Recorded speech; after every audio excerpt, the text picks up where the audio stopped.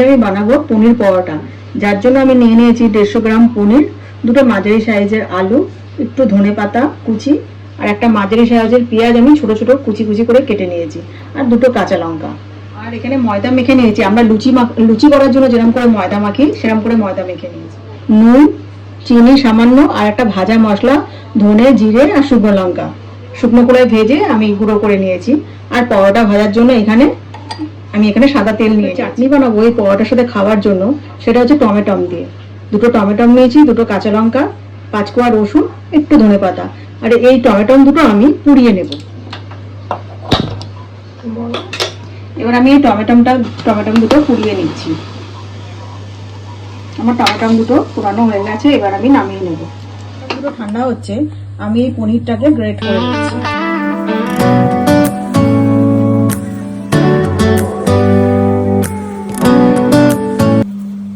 আলুটাকেও great করে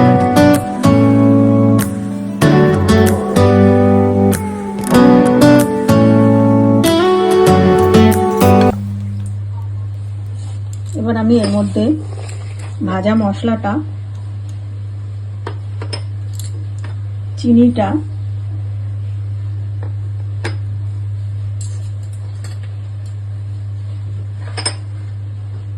আর স্বাদ মতন নুন দিয়ে দেবো।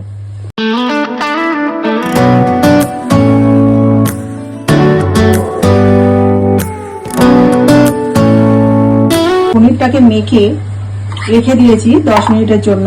এবার আমি চাটনিটা বানিয়ে নেব।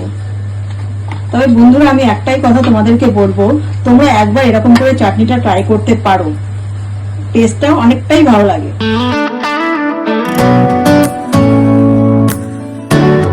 চাটনিটা বেটে নিয়েছি মিক্সারে। এর মধ্যে আমি একটুখানি সর্ষের তেল দিচ্ছি, আর দেবো একটু লবণ। আমি অল্প একটু লেচি কেটে নিয়েছি। এবার লেচিটাকে আমি পুর ভরার জন্য রেডি করব।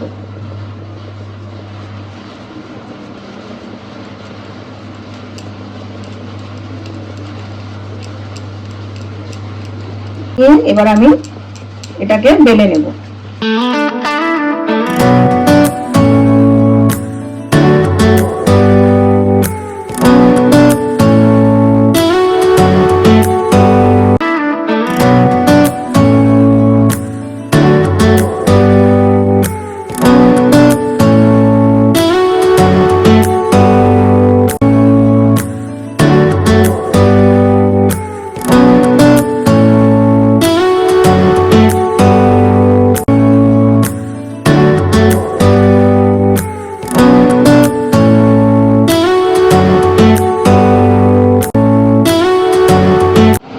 দেখো বন্ধুরা, কত নরম হয়েছে পরোটাটা।